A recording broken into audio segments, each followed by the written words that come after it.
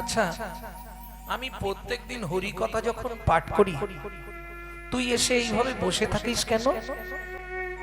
তুই কিছু বুঝিস? কে জিজ্ঞেস করছে? ব্যাসদেবজি। কাকে জিজ্ঞেস করছে? একটি মশাকে।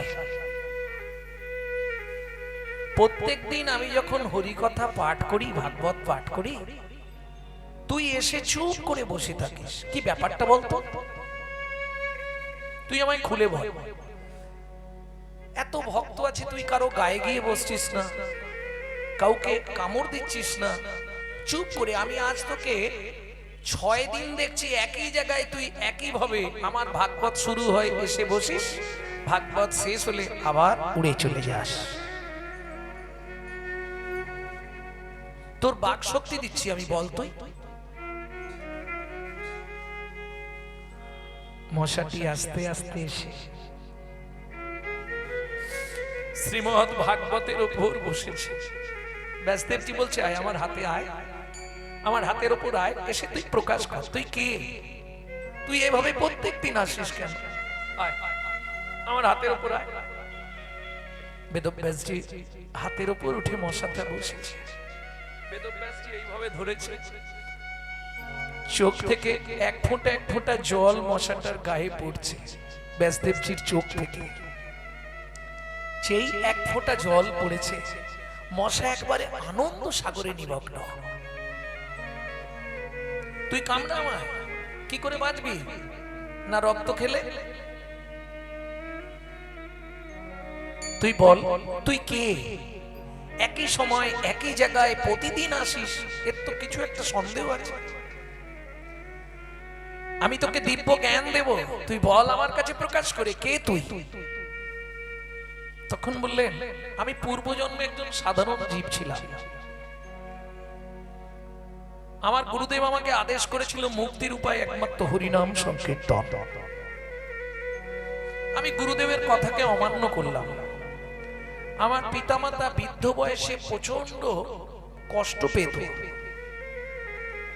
কখনো আমাকে জল চাইতো, কখনো বলতো বাবা একটু পরিষ্কার পরিচ্ছন্ন করে দে, কিন্তু আমি এত ব্যস্ত, আমি ওই কাজ করতাম না। এই আমার বাবা মার সেবা না করার জন্য রেগে গিয়ে আমার বাবা বললে, তুই পরজন্মে মশা হয়ে জন্মগ্রহণ করবি, যা।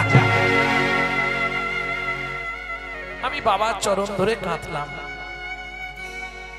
আপনি এত বড় ভক্ত মানুষ, আপনি আমাকে অভিশাপ দিলেন। জানি বৈষ্ণবের অভিশাপ এ বিফলে যাবার নয়।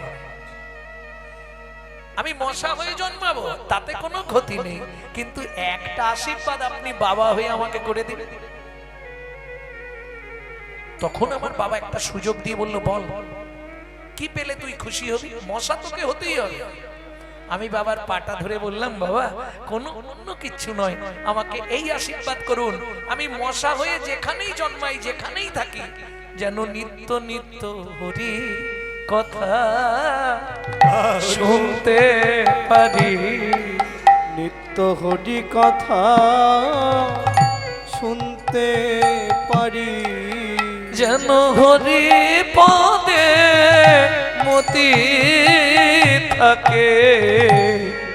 হরি কথা শুনতে পারি, যেন হরি পদে মতি থাকে। হরি কথা শুনতে পারি। বাহ, তোর বাবা তোকে আশীর্বাদ করলো? হ্যাঁ, মশা হয়ে জন্মেও আমি হরি কথা সব বুঝতে পারি। বলতো আমি কি বললাম?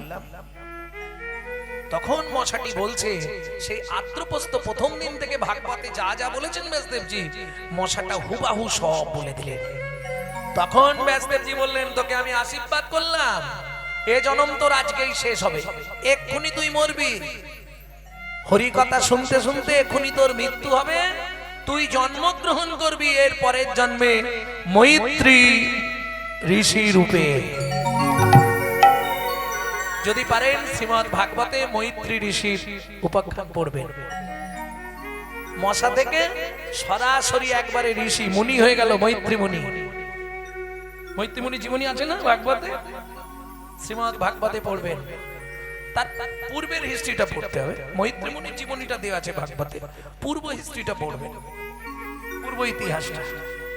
তাহলে হরিনামের কি মহিমা এটা একটুখানি আমরা অনুভব করলাম। আরেকটু শুনবো নাকি? আরেকটু শুনবো। পিতার ইচ্ছা ছিল বিদ্যান করিতে, কিন্তু মাতা মরে নাহি দিল বিদ্যালয়ে যেতে।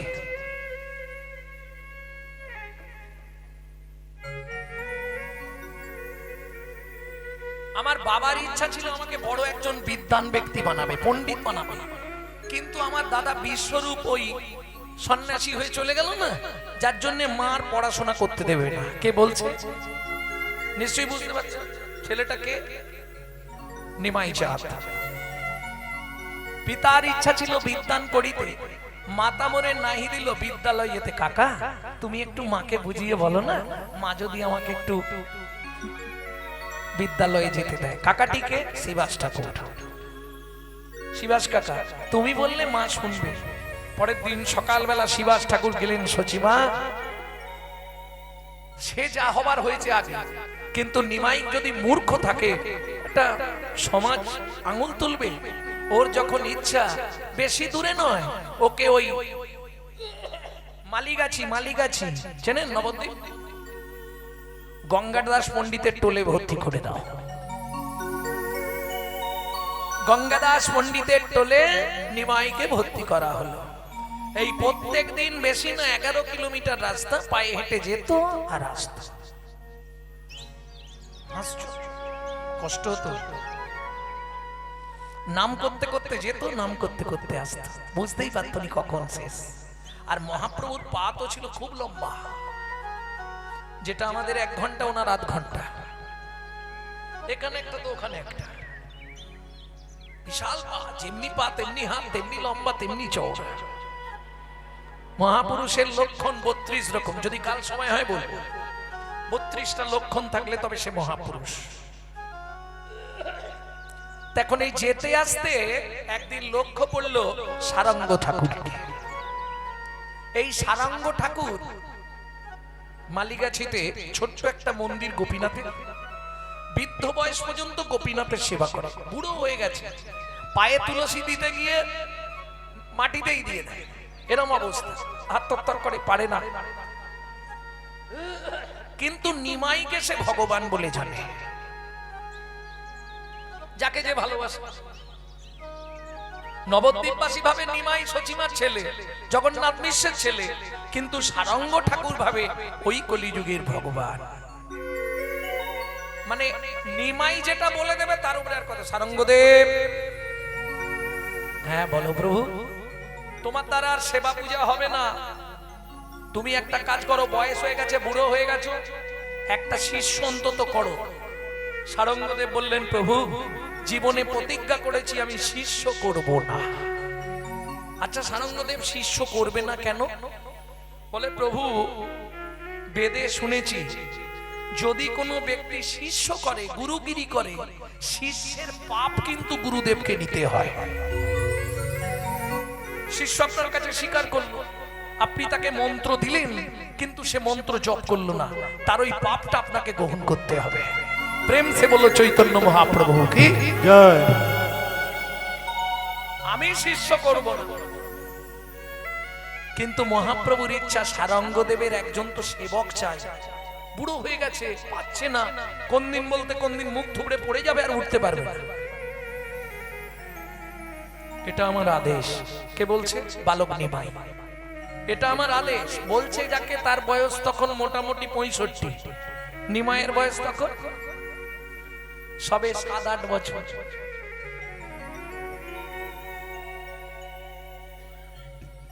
তুমি কি বিদ্যালয়ে গেছিলে? আমি যেখানেই যাই কি বললাম মনে থাকবে তো?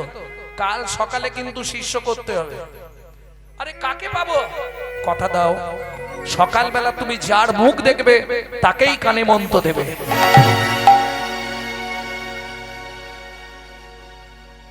কি সমস্যায় ফেললো আমাকে বলো তো? এই বুড়ো বয়সে আমার হলো যত জ্বালা।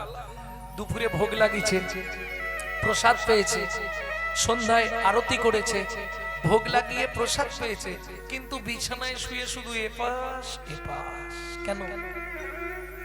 একটাই চিন্তা, কাকে দেখবো আর কাকে দীক্ষাটা দেবো। দীক্ষা কিন্তু দিতেই হবে, বলে দিয়েছে। আর নিমাই যেটা বলবে না শুনলেও মাথা খারাপ করে দেবে, কালকে আবার আসবে। কিরম ভালোবাসা দেখো, অনুরাগ কতখানি। শিষ্য করবো না ভেবেছিলাম, কিন্তু নিমাই যখন বলেছে, প্রভু যখন একবার বলে দিয়েছে, তাহলে আর কোনো কথা হবে না। যাকে দেখবো তাকেই দীক্ষা দিয়ে দেবো। সে থাক থাক যাক যাক, আমার তো দেখার দরকার নেই। তুমি বলছো আমি দিয়ে দেবো। হ্যাঁ তুমি তাই দিও, এটা বলে গেছে প্রভু। পরের দিন ভোরবেলা প্রথম पहर में सबसे जागे, द्वितीय पहर में भोगी, तृतीय पहर में चोर जागे, चतुर्थ पहर में जोगी। প্রথম পহরে দেখবেন সবাই জেগে আছে। দ্বিতীয় পহরে কারা জাগবে? যাদের একটু ভোগের স্পৃহা। তৃতীয় পহরে কারা জাগে?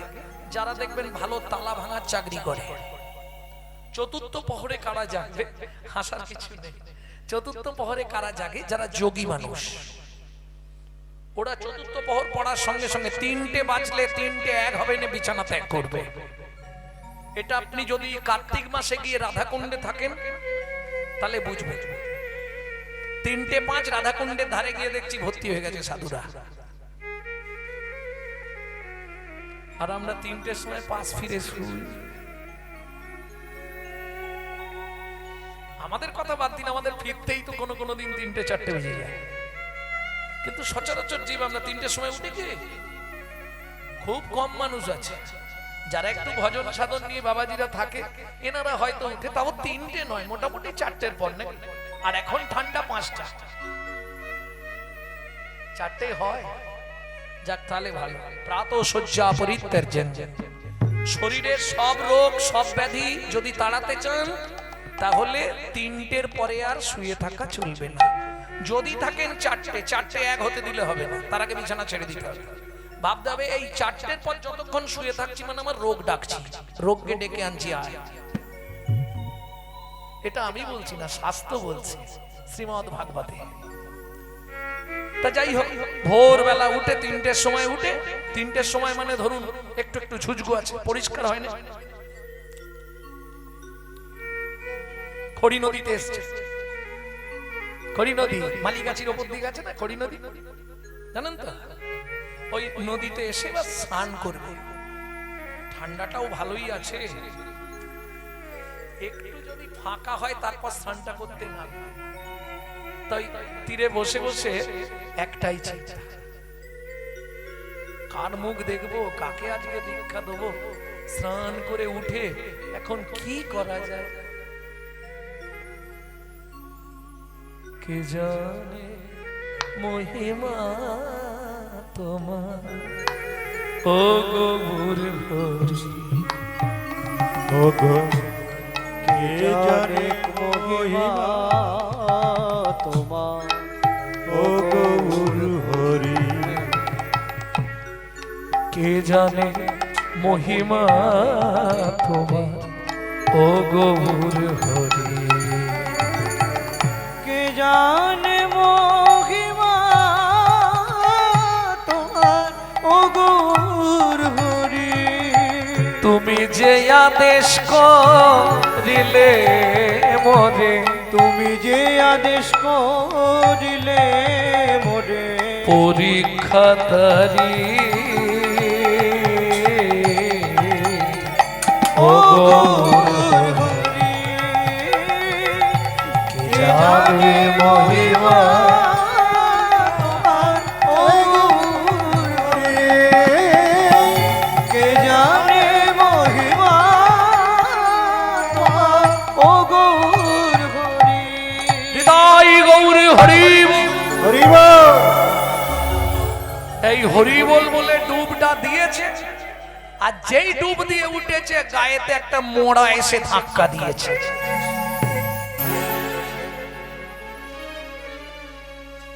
তো মোড়া সর্বনাশ।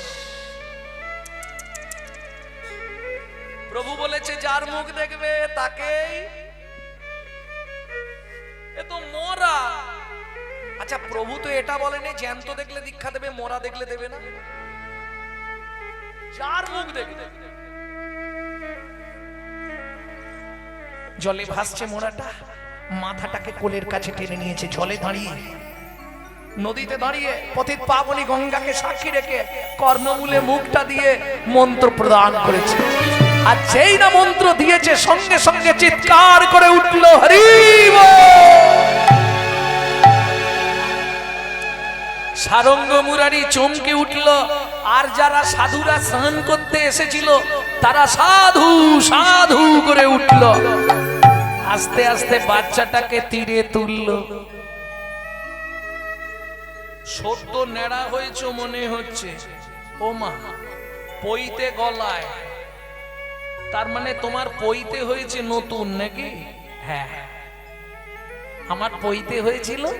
পইতে হওয়ার পর 3 রাত্রি ব্রহ্মচারী বেশে গোপন ঘরে থাকতে হয়। আমি 2 রাত্রি ছিলাম। 2 রাত্রির রাত্রিতে সর্পদংশনে আমার মৃত্যু হয়। আমার বাবা মা আমাকে এই খড়ি নদীর জলে ফেলে দেয়,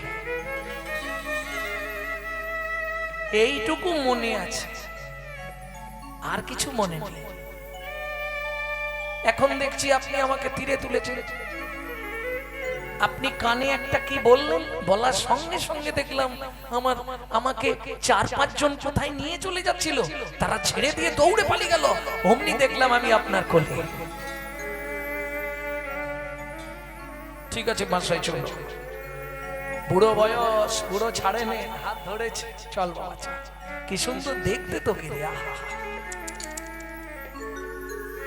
কে জানে মহিমা তোমার ও গৌর হরি, তাই কে জানে মহিমা তোমার ও গৌর হরি। যে আদেশ করিলে মরে, যে আদেশ করিলে মোরে, পরীক্ষা তারে ও গৌর হরি। কে জানে মহিমা তোমার ও গৌর হরি। হরে কৃষ্ণ কৃষ্ণ কৃষ্ণ হরে হরে, হরে রাম রাম রাম হরে হরে। হরে কৃষ্ণ কৃষ্ণ কৃষ্ণ হরে হরে, হরে রাম রাম রাম হরে হরে। এদিকে শিবাসঙ্গনে মহাপ্রভু সকালবেলা নগর কীর্তন করে এসে শিবাসঙ্গনে দাঁড়িয়েছে, দাঁড়িয়ে ভক্তদেরকে বলছে চলো কোথায়, সারঙ্গ ঠাকুরের নতুন শিষ্যকে দেখতে যাব। আমি বলে এসছি সকালে যার মুখ দেখবে তাকেই দীক্ষা দেব। দীক্ষা যদি না দেয় তো বুড়োর একদিন কি আমার একদিন। ভক্তগণ সঙ্গে মহাপ্রভু চললেন খুঁড়ি গাছে। সারঙ্গ ঠাকুর, ও সারঙ্গ ঠাকুর এসে হাজির। আমি জানি সকালবেলা আমার সমন আসবে, অনুরাগ দেখুন বলছে আমি জানি সকালবেলাই আমার সমন আসবে। কি হয়েছে? শিষ্য পেয়েছো? পেয়েছি। দীক্ষা দিয়েছো? দিয়েছি। কোথায় তোমার সেই শিষ্য? ভেতরে। মহাপ্রভু গিয়ে দাঁড়ালেন। বাহ, ব্রাহ্মণ দেখলে তো, বলেছিলাম ভালোর কপালে ভালোই জুটে। দেখো ব্রাহ্মণের ছেলে পেয়ে। ও মা, তোমার নাম কি বাবা? পরে বলছি। মহাপ্রভুর পায়ের নখ থেকে মাথার চুল পর্যন্ত শুধু ছেলেটা চোখ উপর দিকে আর নিচের দিকে করছে। কি দেখছো মন করে? চোখে জল কেন তোমার? ষষ্ঠাঙ্গে দণ্ডবত দিয়ে পড়ল মহাপ্রভুর নতুন চরণ।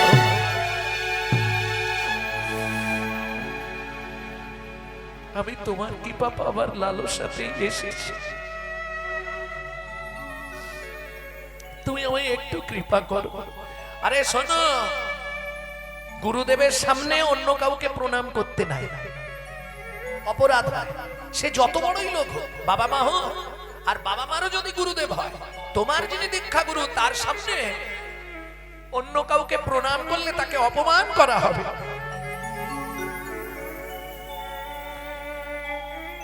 আপনি তো গুরুদেব নন, আমার গুরুদেবও তো আপনাকেই প্রণাম করে। ঠিক বলতে নেই বাবা, সারঙ্গদেবকে আমি ঠাকুর বলি? তুমি কি এসব কথা বলছো?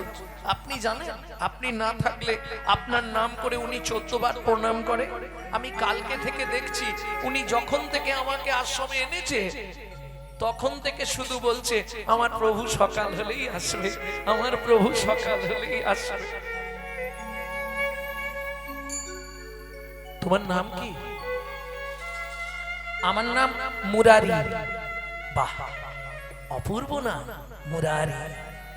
দেখলে তো সারঙ্গ ঠাকুর, ও সারঙ্গদেব, কোন সময় যদি বৃন্দাবনের মুরারির কথা ভুলে যাও, এই মুরারিকে ডাকলেই তোমার বৃন্দাবনের মুরারি শুনতে পাবে। তাই গৌর হরি গো। সবই তো তোমার ইচ্ছায় হচ্ছে প্রভু। তুমি তো বলেছিলে নাম দিতে, আমি দিয়ে দিয়েছি ওর কর্ণমূলে মন্ত্র। যাক, শিষ্যটা ভালো পেয়েছো মুরারি। তোমার নাম বললে কি? মুরারি। কোথায় বাড়ি? বর্ধমান। বর্ধমানে? বাহ, ভালো জায়গা। তা তোমার মনে হয় পইতে টইতে হয়েছিল? হ্যাঁ, পইতে হয়েছিল। ব্রহ্মচারী বেশে রুদ্ধ ঘরের মধ্যে ছিলাম। দ্বিতীয় দিন রাত্রিতে আমাকে সর্পদংশন করে। আমি মরে গেছি এই ভেবে সবাই আমাকে খড়ি নদীতে ফেলে দেয়। তারপরে যখন ঘুম ভাঙলো, দেখলাম এই বাবাজির এইখানে এসেছি। আচ্ছা, চলে যাও, কথা ধর, বর্ধমান চলে যাও। ওর বাবা মাকে ডেকে আনো, তারাও কষ্ট পাচ্ছে। সঙ্গে সঙ্গে খবর গেল বর্ধমানে। শুধু মরা ছেলে বেঁচে উঠেছে এই খবরটা শুনে মুরারির গ্রামের কেউ আর বাকি নেই, সবাই এসছে। সবাই চলে এসছে, একবার দেখতে হবে কে সে ব্যক্তি যে কানে মন্ত্র দেওয়ার সঙ্গে সঙ্গে আমাদের মরা ছেলে বেঁচে উঠেছে, তাকে একবার দর্শন করব। গোটা গ্রামবাসী মিলে এসছে। মহাপ্রভু বলছে, মুরারি, তোমার বাবা মা এসছে, তোমাকে নিয়ে যাবে। মুরারি বলছে, বাবা মার চোখে তো আমি মরা, আমি তো মরে গিয়েছিলাম। এই বাবাজি আমার শ্রী গুরুদেব, ইনি কর্ণমূলে মন্ত্র দিয়ে আমায় বাঁচিয়েছে। তা বাবা মার চোখে তো আমি মরা, আমি তো বেঁচে নেই, তারা তো মরে গেছি বলেই নদীতে ফেলে দিয়েছে। যদি বেঁচে উঠি সেটা তো গুরু কৃপায়। তাহলে যে গুরুদেব আমাকে নাম দিয়ে বাঁচিয়েছে, সেই গুরু চরণ ছেড়ে তো আমি আর যাব না। শোনো মুরারি, বাবা মা কষ্ট পাচ্ছে, মহাপ্রভু পরীক্ষা করে দেখছে কি বলে মুরারি। মহাপ্রভু ভালোই জানে এ ছেলে যাবার নয়, তবু মহাপ্রভু বারবার বলছে, তোমার বাবা মা কি করছে দেখো, মাটিতে গড়াগড়ি খাচ্ছে, মুরারি মুরারি করে খাচ্ছে, তুমি একবার যাও, বাবা মাকে একটু সান্ত্বনা দাও অন্তত। ওই ছোট্ট ছেলে মুরারি কি বলছে জানেন মহাপ্রভুকে? কস্য মাতা কস্য পিতা কস্য পিতা কস্য বন্ধু সহোদরা কস্য বন্ধু সহোদরা কবা কস্য ভবেদ বন্ধু কাকস্য পরিবেদনা কাকস্য পরিবেদনা। বাবা বলে যদি পৃথিবীতে কেউ থাকে, মা বলে যদি আমার কেউ জীবিত থাকে, হরি বল। সে তো তুমি ছাড়াই আমার কেউ জানে না।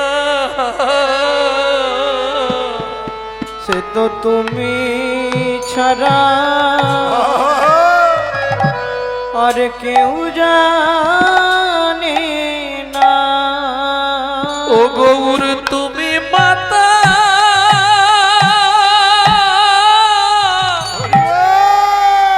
তুমি পিতা,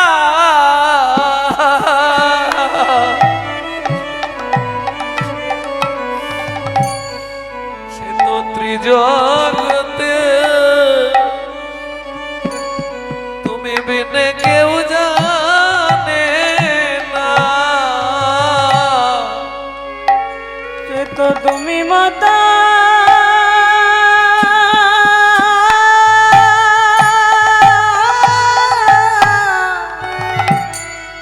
তুমি পিতা, তোমার ছাড়া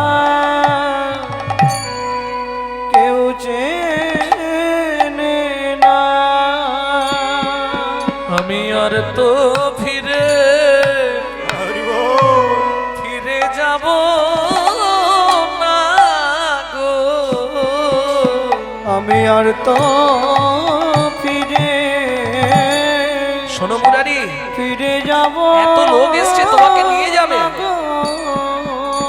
আমি আর তো ফিরে যেই বলেছে এত লোক এসছে তোমাকে নিয়ে যাবে, মুরারি কাঁদতে কাঁদতে ছুটে গিয়ে সারঙ্গ ঠাকুরের চরণে পড়ে গিয়ে চরণটা জড়িয়ে ধরে বলছে, শোনো গায়ের নরনারী, আমার কথা শোনো, আমায় ঘিয়ে নীরবেতে দাঁড়ায়েছো কেন? আমার শেষ কথা শুনে যাও। এখন থেকে এই মুহূর্ত থেকে আমি গুরু চরণে বিকায়ে গেলাম। গুরু চরণে বিকায়ে গেলাম। গুরু চরণে ভিক্ষায় গেলাম। গুরু চরণে বিকায়ে গেলাম। আমি গুরু চরণে ভিক্ষায় গেলাম। গুরু ছাড়া কেউ নাই গো, গুরু চরণে বিকায়ে গেলাম। গুরু ছাড়া কেউ নাই গো, গুরু চরণ ভিক্ষায় গেলাম। গুরু প্রেম কল্পতরু গুরু চরণে বিকায়ে গেলাম। গুরু প্রেম কল্পতরু বলুই রাখে রাখুগার পারে মারুগি হরি। কল্পতরু কে রাখু কুমারে মারো। গুরু প্রেম কল্পতরু গুরু চরণে ভিক্ষায় গেলাম। সেদিন থেকে গোপীনাথের সেবার দায়িত্ব পেল ওই ছোট্ট ছেলে মুরারি। মহাপ্রভু বলছেন তোমার নাম মুরারি হবে না, তাহলে আজ থেকে জগৎ জানবে তোমাদের গুরু শিষ্য এক আত্মা, একসঙ্গে দুজনের নাম প্রকাশ হবে, তোমাদের নাম হবে সারঙ্গ মুরারি। চৈতন্য চরিতামৃত খুলবেন পাবেন, দুজনের নাম একসঙ্গে মেলানো আছে, মুরারি ব্যানার্জি, সারঙ্গ ঠাকুর। মহাপ্রভু দুটো নাম একসঙ্গে করে দিলেন, আজ থেকে তোমাদের নাম সারঙ্গ মুরারি। যে কথা বলতে গিয়ে এই উপমাটা দিলাম সেটা বলি এবার, তাহলে নামের কতখানি মহিমা সেটা প্রকাশ পায়। শুধু কর্ণমূলে নাম দিয়েছে, দেওয়ার সঙ্গে সঙ্গেই সাপে কাটা রোগীও বেঁচে উঠল। কে? তাহলে আমার নিতাই চাঁদের কত করুণা, আমার গৌর সুন্দরে কি অহৈত কি কৃপা। দেখলি তো না গরি, গাইতেও হলো না, শুনতেও হলো না, কেউ যদি মনে মনে চিন্তা করে তাতেই তার উদ্ধার হয়ে যায়। নাম চিন্তামণি রস মহা ঔষধি শনে, অনুমান ভক্তি মধু মিশালো যত। কেন? নাসিবারে কলিহত জীবের ভবব্যাধি, সমর্পিতে চির অনর্পিত মহা মহা ঔষধি। এখন প্রশ্ন অনেক তোলা যায়, অনেক কিছু বলা যায়, কিন্তু সময় তো কম, আপনাদের বাড়ি যাওয়ার ব্যাপার আছে, আবার লীলাটা শুনতে হবে তো। এখন ধরুন নাম তো সবাই করছে, ফল কি হচ্ছে সবার? সত্যি করে বল। হরি বল।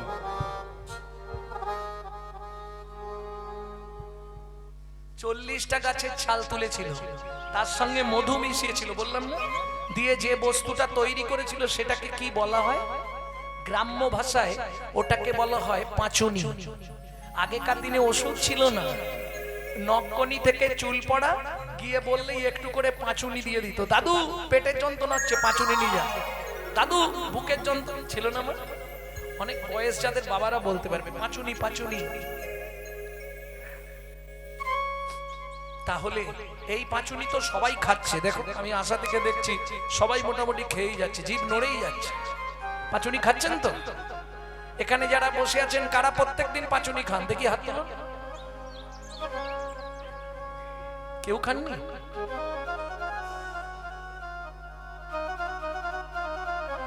আরে নিত্য মালা নেন কারা? মালা নেন কারা? পাঁচুনি কারা খান? বাহ, ওই তো পাঁচুনি খেয়েই যাচ্ছে, দেখো জিভ নড়েই যাচ্ছে। কিন্তু সত্যি করে বলুন, পাঁচুনি যে এত খাচ্ছেন কাজ হচ্ছে তো? একদম পরিষ্কার আমার সঙ্গে বোঝাপড়া হবে, কাজ হচ্ছে। তাহলে আপনি ভাগ্যবান। শুধু ঘাড় নাড়ছে, আসল সত্যি ওটা নয়।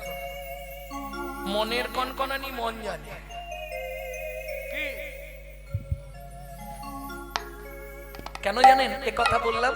বিশ্বকবি রবীন্দ্রনাথ একটি কথা বলতেন, আমাকে যাহাতে সহজে বোঝো তাই তো এত লীলা ছল, বাহিরে যার হাসির ছটা অন্তরে তার চোখের জল। তাই গৌর হরি বল। বাহিরে দেখবেন যে সব সময় হাসছে, ভেতরটা তার ফেটে যাচ্ছে, কাউকে বলতে পারছে না। কি মা, সত্যি না মিথ্যে বলুন? এত হরিনাম করছেন, কাজ হচ্ছে কি? খুব নির্ভীক ভাবে যারা নাম নেয় তাদের কাজ হয়। ওই হাতে নাম আর মন অন্যদিকে, কাজ হবে। এদিকে নামের মালা জপ করছি, কাকে আমি কোন সময়টা বললাম? এই বাড়ির ওই যে মায়েরা সব এসছে না রন্ধন করতে মনে হয়, তা তাদের মধ্যে একজন নাম নিচ্ছে হাতে মোবাইল।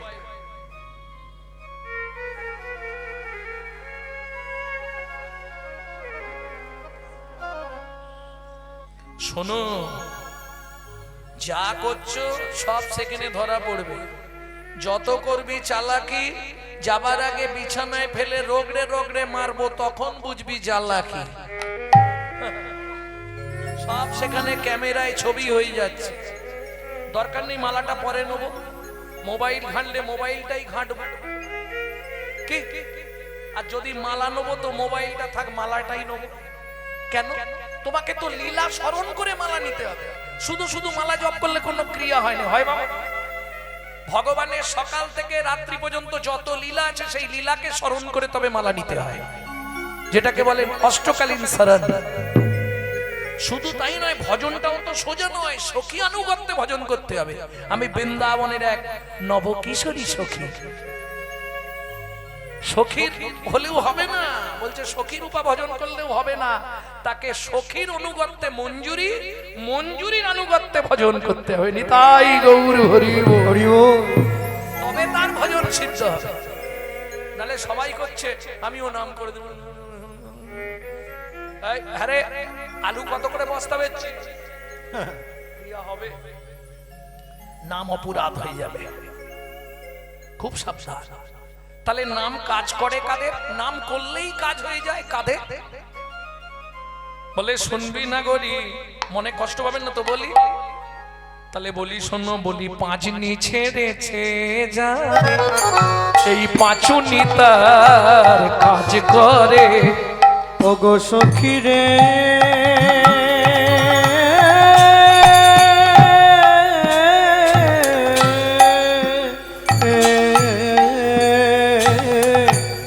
পাঁচনি ছেড়েছে যারে, ওই পাঁচনি তার কাজ করে। পাঁচনি, পাঁচনি, পাঁচনি, পাঁচনি, পাঁচনি ছেড়েছে যারে, পাঁচনি তার কাজ করে। পাঁচনি ছেড়েছে যারে, পাঁচনি তার কাজ করে। এখন পাঁচনি ছাড়ার কথাটা কি প্রকাশ করব? গালাগালি দেবে না তো? পাঁচনি কাউকে ছাড়তে চায় না গো, ছাড়বে? নিঃস্বার্থ, নির্লোভ, নিষ্কলঙ্ক, নিষ্কাম, নিঃস্বার্থ। দেখলি না গরি, বলি পাঁচনি ছেড়েছে যারে, নাম পাঁচুনি তার কাজ করে। পাঁচনি ছেড়েছে যারে, ওই পাচনি তার কাজ করে তারা নামে সিদ্ধ হয়ে যায় নামে সিদ্ধ হয়ে যায় তারা নামে সিদ্ধ হয়ে যায় নামে সিদ্ধ হয়ে যায় ওরে কাজ না চায় মরা বাঁচায় নামে সিদ্ধ হয়ে যায় তারা গাছ না চাই মরা বাঁচায় নামে সিদ্ধ হয়ে যায় তারা গাছ না চায় মরা বাঁচায় আমার আমার শ্রী চৈতন্য হরি মরা বাঁচায় গৌর শ্রী চৈতন্য গাছ না চাই মরা বাঁচায় গৌর শ্রী চৈতন্য গাছ না চাই মরা বাঁচায় আমার গৌর শ্রী চৈতন্য গাছ না চাই মরা বাঁচায় নামে সিদ্ধ হয়ে যায় এই সময় অনেক সময় হয়ে গেছে লীলা কখন হবে সব তো বাড়ি যাওয়ার জন্য ছটফট করবে নাকি তাড়াতাড়ি যেতে হবে তো আজকে আর যাবে না বাড়ি